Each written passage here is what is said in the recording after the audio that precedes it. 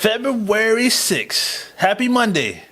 Welcome to the Working Man Committee podcast. I'm your host, Brandon T, where we talk about everything that's important to the working man and what you need to know. Stacking stuff today. We're going to talk about Iran giving out pardons. Joe Biden was asked a question on Friday about the job numbers and shot a question about inflation. He said, "No, come with me with that stuff."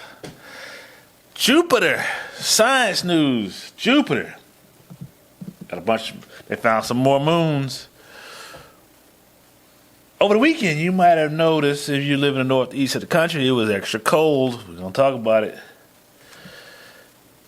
Tesla, maybe finally ready for the Cybertruck. Maybe not. TikTok. We're going to talk about TikTok news. And our number one story on this Monday is the Chinese spy balloon. Yes. So, let's think back. So last week, there was a spy balloon. There was a balloon floated from China to across the world. And it chugged along to Alaska, and then hit and busted a right, and then made it down to Montana, and then chugged along across the country, and then to Saturday, it made it to North South Carolina. So there it goes. Suspicious Chinese balloon shot down off of South Carolina coast. Yep, the balloon was shot down off the coast of South Carolina shortly after 2:30 p.m. Eastern Standard Time on Saturday. Officials confirmed this to CBS News. Senior defense officials said an F-22 was dispatched from Langley Air Force Base, took the balloon down with a single air-to-air missile. The Defense Department officials previously told CBS News that the surveillance equipment attached to the balloon was the size of 2 or 3 school buses, depending on what school district you're in, where your school is. Yeah. So this is causing more diplomatic disturbance between Washington and Beijing, which claimed the balloon was meant to be observing weather conditions and claimed the U.S. overreacted. Chinese Foreign Minister on Sunday calls this a clear overreaction and serious violation of international practices. So let's think about what we got going on here. So this balloon that the Chinese was tracking weather conditions. So you would say, okay, so this balloon should go, if it's going to track weather conditions, I guess you hit one of those jet streams that go around the earth, and hey, they say, all right, send it off, let's see what the jet stream does. But come to find out a little bit more, I think they was like driving this thing and so forth, and it somehow only really went over sensitive military spots and nuclear spots. So back on Wednesday, so this thing had to have been over Montana coming over. 'Cause like I said, it hit Alaska. Then from Alaska to Montana, it goes over Alaska, goes over Canada, and goes back in. So Canada didn't shoot it down, and so forth. They let it get to the States, and President Biden ordered it to be shot down on Wednesday. So, but the Pentagon decided they didn't want to shoot it down over land because, you know what I'm saying, something could happen. Somebody could get hurt, property get destroyed, or something along those lines. So they didn't want to do that. So they said, let's wait till it get a water. So there's no real water over Montana. So this thing chugged across the country, all the way across the country, just floating and looking and peeking and whatever it was doing. Like I said, the Chinese said weather, it could be a spy, it could be, you know what I'm saying, doing whatever they wanted to do. And so they didn't shoot it down until it got all the way across the country. So this thing went from one side to the other side. So, like I said, it might have been watching you, working man, if you was in the flight path of this this particular device that's 2 to 3 school buses, depending on your school district. And so my question is, I have questions. Pentagon, if y'all were ordered to shoot it down, ain't a whole lot in Montana. If we be real, there's not a whole lot. If you could have shot it down in Montana. Well, let's back it up. So y'all saw it coming from Alaska. Over here in Alaska. The Aleutian Islands, there's water out there. Bering Sea. If y'all watch Deadliest Catch, I guess it's going to be postponed since they're cutting down crab fisheries. There's water out there. Y'all could have shot it down out there. Y'all waited to get all the way through the country over here off the coast of, I guess it's more like Myrtle Beach, South Carolina, out in the water out that way. No other time? Could have picked no other time to get it. All right. I guess they'll fish it in and see what it really was doing and so forth. All right. Next story. TikTok CEO testifies before Congress in March amongst the app's security questions. Yeah. See, the House Energy and Commerce Committee want answers to consumer privacy and data security in their committee. So they want to know TikTok. Are y'all sharing this data with people, with the Chinese Communist Party and so forth?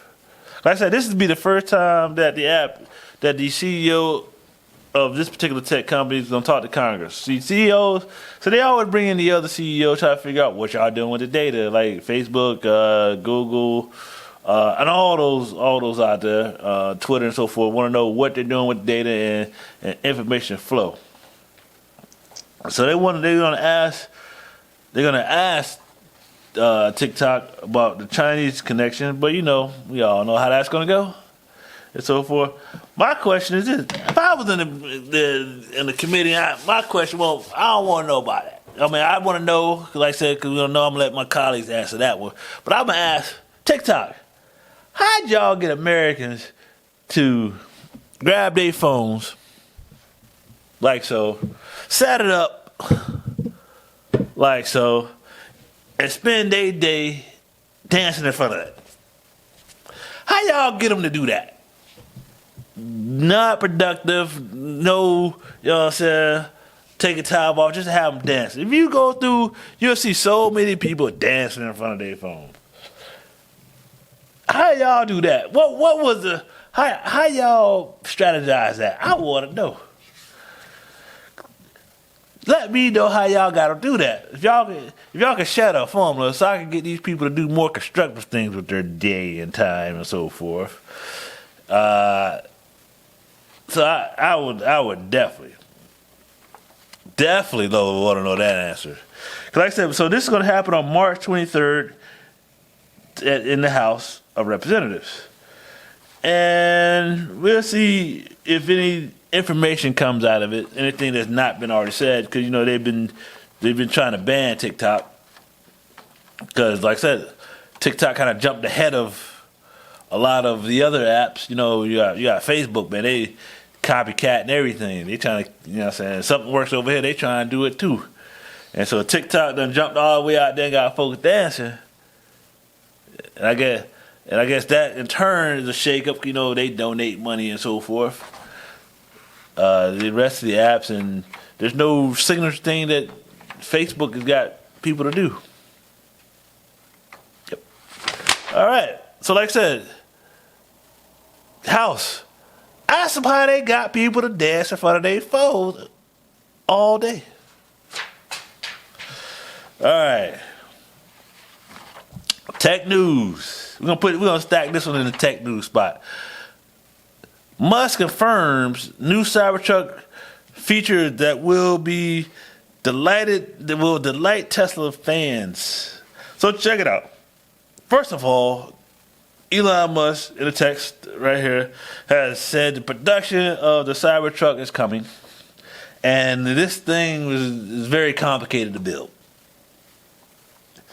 And so what we got here? So this vehicle it says this will be the first pickups in development on the Tesla group. It is also going to become its cash cow, they think. Because like I said, trucks trucks and SUV is big in the United States.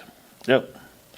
And within the truck segment, Ford has led the league by far in that segment. And so Ford come out with the Lightning, all electric truck, and then the F-150 pickup in general, the ICE that they called, guess those are gas, regular old school is leading by far across the world. Everybody wants that. If you're gonna need a truck, you want an F-150. And so, like I said, the Cybertruck is jumping into that realm, but they're not the only ones in the pool of electric vehicles in the truck space. You got Rivian. They got their truck that's pretty much a race car almost. That thing is very, very fast. And then you got the Silverado. The Chevy Silverado is an electric pickup truck that's coming out. And I do believe every and two. Let me add that. Just be fair. Every company that makes a truck is doing an electric version of it. So like I said, there's a lot of competition out there. And then like I said, Musk is going to come in with this truck. Let's see how actually functional this truck is actually going to be for people that use these trucks. I mean, you seen the design of it here. Doesn't look like your normal pickup truck. But hey, we'll see what goes with it. Like I said, I think it's pretty cool. I like to take it around the block one time. Let's see. Next story. Working man. If you're in the Northeast, you probably realized kind of nippy outside. Yep. So here you go. 25 million Americans under wind chill alerts as record cold temperatures hit the Northeast. Yep. The coldest, here we go. The coldest wind chills in history was recorded on Saturday in Mount Washington, New Hampshire, at minus 108 degrees. Woo! Good. Ugh. It is freezing. I got cold right here, and it's pretty warm in here in the studio today. Nope. The cold moved from the northeast Friday morning with the wind chills of what the temperature feels like, reaching a minus 21 degrees in Maine, minus 22 in Vermont, and a minus 7 in Buffalo, New York. The worst cold arrived on Saturday. Yep. So on Friday it was chilly, and then on Saturday it got even colder. So Boston recorded the lowest temperatures on Saturday of minus 9 degrees. Good gracious. And the record before the minus 9 degrees was minus 5 in 1881 when wind chills made it feel like it was minus 35 degrees in Boston. Man, you couldn't even go outside in Boston. Public schools in Boston were closed on Friday, and sports were canceled through the weekend due to the extreme cold. Let's see. Northern Maine was under a blizzard warning as snow that it already was out there. Well, already on the ground was being blown around with the winds up to 40 miles an hour. So the snow was on the ground in Maine, already snowed, and then the wind was whipping it around. Man. It was cold this weekend. Good gracious. Northeast, man. Where's all that climate change at? I know I can hear the people in the back. Climate change ain't just weather. It's the overall temperature of the globe. It can be cold and warm and so forth. I get it. But it don't mean it won't cold. Oh, man. All right. Science news. Jupiter. Moon count jumps to 92. Yep. So they found some more moons in Jupiter. So astronauts discovered 12 new moons in Jupiter, putting the total at 92, breaking the record. Yep. That's more than any other planet in the solar system. Saturn, the one-time leader, came close with 83 moons. So you gotta realize this. So there ain't no street lights out there. You know what I'm saying? The sun over there and these planets over there, and we looking over there, right?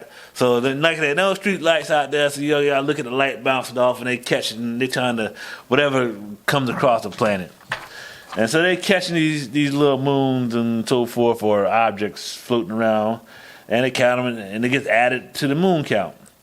Let's see. So they've been discovering these things for the last couple years. A telescope in Hawaii and Chile from 2021 and 2022 has observed these moons or objects flying around.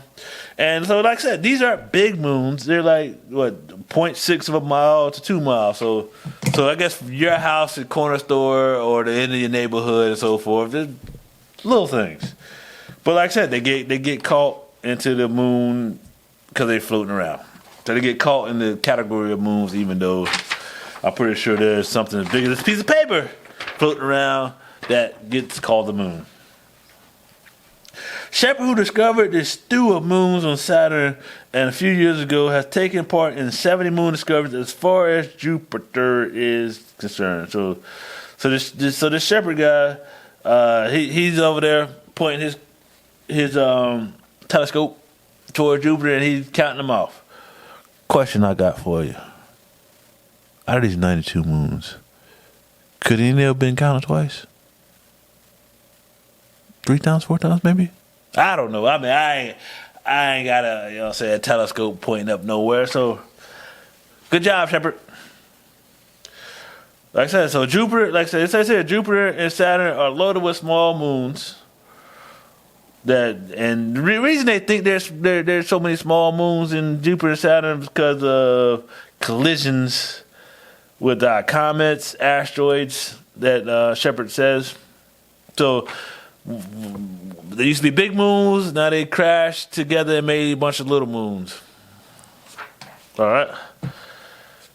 Cool. So, next story. On Friday, the jobs number came out. Job numbers were pretty good.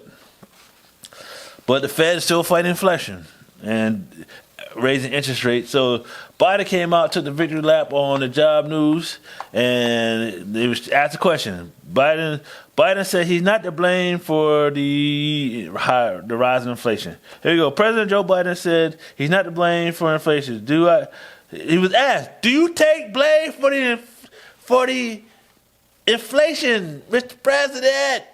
The reporter shouted.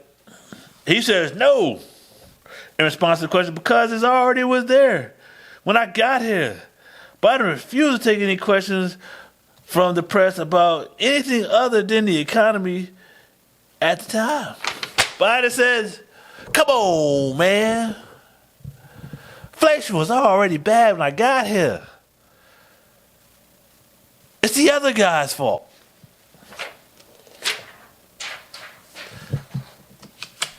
Thank you, Mr. President, for saying it was somebody else's fault other than yours. Alrighty, next story and final story. Iran Supreme Leader issues a pardon for tens of thousands of prisoners, state media reports. Yes.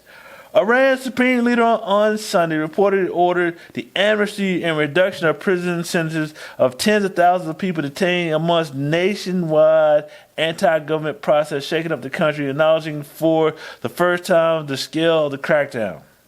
Yes. Khomeini is his name, is the Supreme Leader. Part of his yearly pardons, the Supreme Leader does